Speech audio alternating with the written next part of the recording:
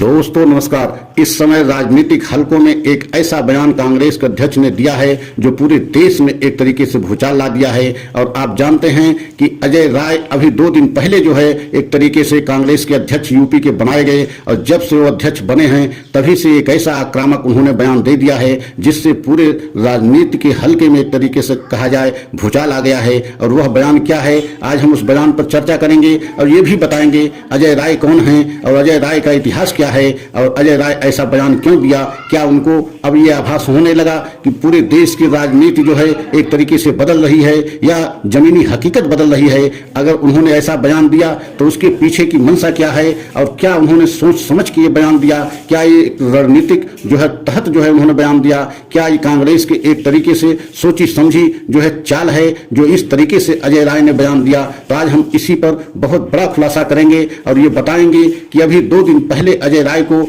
उत्तर प्रदेश कांग्रेस के अध्यक्ष बनाए गए और वो कांग्रेस के अध्यक्ष बनते ही एक ऐसा बयान दे दिया जिससे पूरे राजनीति हलकों में एक तरीके से भूचाल आ गया। और अजय राय ने जो बयान दिया स्पष्ट तौर से उन्होंने कहा कि अमेठी से राहुल गांधी 2024 का चुनाव लड़ेंगे और एक तरफा राहुल गांधी की जीत होनी तय है, क्योंकि अमेठी की जनता जब से राहुल गांधी को जो है यहाँ से हारे हैं तभी से अमेठी की जनता उनको चाह रही है। और स्मृति ईरानी जिस तरीके से वादा किया था एक भी वादा जो है निभाने में जो है सक्षम नहीं हुई। और दूसरा उन्होंने बहुत बड़ा बयान दिया कि प्रियंका गांधी बनारस से मतलब जो है प्रधानमंत्री मोदी के खिलाफ चुनाव लड़ती हैं तो वहां भी उनकी एक तरीके से जीत और बहुत बड़ी जीत होने की संभावना दिखाई दे रही है। और इन्हीं 2 बयानों से अजय राय एक तरीके से सुर्खियों में आ गए और पूरे देश की में एक तरीके से इस बयान को लेकर के चर्चा का विषय बन गया। और सिर्फ अजय राय ही ये बयान नहीं दिए हैं बल्कि एक हफ्ते पहले संजय राउत जो शिवसेना के राष्ट्रीय प्रवक्ता हैं उन्होंने भी एक बहुत बड़ा बयान देते हुए कहा था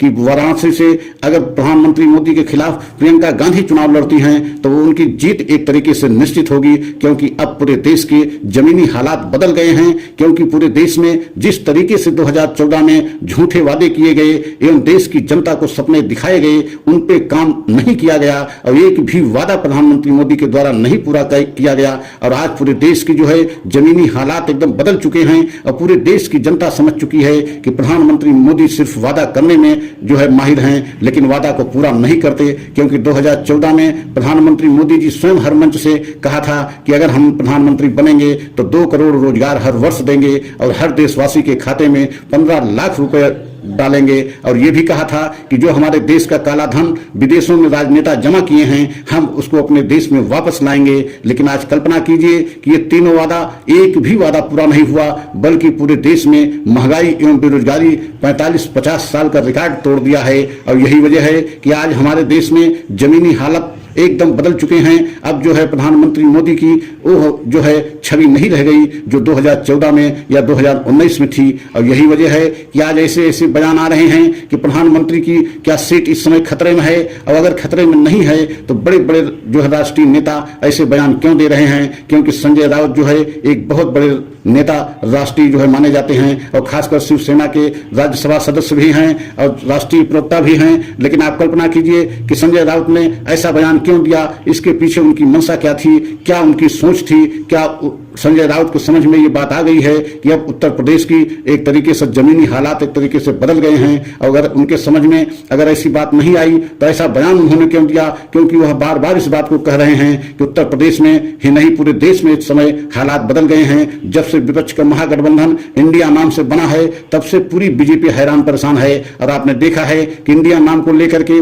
किस तरीके से बीजेपी के द्वारा आलोचना की जा रही है और इंडिया नाम को बदनाम करने के लिए तमाम जो है उपनाम उसके रखे जा रहे हैं। जैसे प्रधानमंत्री स्वयं जो है इंडिया को घमंडिया महागठबंधन कहा और घमंडिया महागठबंधन कह करके जो है संबोधन भी करते हैं। तो आप कल्पना कीजिए कि इंडिया महागठबंधन जब से बना है तब से पूरी बीजेपी बेहद हैरान परेशान है। और यही वजह है कि जब से अजय राय ने ये बयान दिया है प्रियंका गांधी को लेकर के और राहुल गांधी को अमेठी से चुनाव लड़ने को लेकर के, तब से पूरे देश में यही समझ में लोगों को आ रहा है कि अब हालात एकदम बदल गया है। क्योंकि महंगाई बेरोजगारी से पूरा देश इस समय त्राहिमाम त्राहिमाम कर रहा है। और आपने देखा है कि इस समय जब से विपक्ष का महागठबंधन बना है तब से राहुल गांधी की एक तरीके से लोकप्रियता, इसके पहले से ही जब राहुल गांधी भारत जोड़ो यात्रा पर निकले थे तभी से राहुल गांधी की लोकप्रियता पूरे देश में दिन प्रतिदिन बढ़ती जा रही है। और यही वजह है कि राहुल गांधी की लोकप्रियता को देखते हुए देश की विपक्ष की सभी पार्टियां एक मंच पर आ गई हैं। और यहां तक कि देश की बड़ी बड़ी पार्टियां जो है, प्रदेश की बड़ी बड़ी पार्टियां जो है, पार्टी के अध्यक्ष सभी एक मंच पर आकर के विपक्ष के महागठबंधन इंडिया नाम से जो है महागठबंधन बनाया। और उस महागठबंधन के बनने के बाद पूरे बीजेपी में एक तरीके से हैरानी और बेचैनी देखी जा रही है कि यह विपक्ष के महागठबंधन जो इंडिया नाम से बना है उसका सामना करने में अब एक तरीके से बीजेपी या पूरा एनडीए इस समय सक्षम नहीं दिखाई दे रहा है। क्योंकि पूरे देश में इस समय यही बहस छिड़ गई है कि आने वाले 2024 के चुनाव में इंडिया मजबूत होगा या एनडीए मजबूत रहेगा। अब यही बहस चल रही है, लेकिन जो सर्वे आ रहे हैं वो यही दिखाई दे रहे हैं या सर्वे में यही दिखाया जा रहा है कि इंडिया महागठबंधन अगर इसी तरीके से मजबूत होता रहा तो 2024 के चुनाव आते आते इंडिया महागठबंधन एनडीए पे भारी पड़ेगा। क्योंकि इसमें क्षेत्रीय जो पार्टियां शामिल हुई हैं उनका वर्चस्व जो है अपने अपने प्रदेशों में बहुत ज्यादा है। और यही वजह है कि पूरी बीजेपी इंडिया महागठबंधन से बेहद हैरान परेशान है। क्योंकि इंडिया महागठबंधन को जो है अब काट के लिए बीजेपी के पास कुछ भी नहीं है। और बीजेपी बेहद एकदम जो है हैरान परेशान हो रही है कि किस तरीके से इंडिया महागठबंधन को डैमेज किया जाए। क्योंकि इंडिया महागठबंधन एकदम जो है मजबूत होता जा रहा है। अभी अगली बैठक जो है मुंबई में होने वाली है, इस महीना के आखिर में होने वाली है। तो मतलब आप समझ सकते हैं कि वहां भी बैठक में बहुत बड़े बड़े फैसले लिए जा सकते हैं। जैसे इंडिया महागठबंधन के संयोजक बनाए जा सकते हैं और सीट शेयर को लेकर के भी हो सकता है कि उस पर भी निर्णय हो गया हो कि कौन सी पार्टी को किस प्रदेश में कितनी सीट को पर लड़ना है, किस किस सीट पर किसको लड़ना है। इस पर भी अगर फैसला हो गया होगा तो आप समझ सकते हैं कि बीजेपी के लिए आने वाले समय में बहुत मुश्किलों का सामना करना पड़ेगा। और जिस तरीके से इंडिया महागठबंधन मजबूत हो रहा है और होता जा रहा है, आने वाले समय में और उसमें पार्टियां शामिल हो सकती हैं। क्योंकि अभी बहुत ऐसी पार्टी है जो न इंडिया में शामिल है न एनडीए में शामिल है। क्योंकि अभी 8 महीना लोकसभा का चुनाव है। चुनाव आते आते जैसे चुनाव नजदीक आता जाएगा और सभी पार्टियां जो है इंडिया महागठबंधन में अगर शामिल हो गई तो आप समझ सकते हैं कि बीजेपी के लिए बहुत बड़ी मुश्किलों का सामना करना पड़ेगा।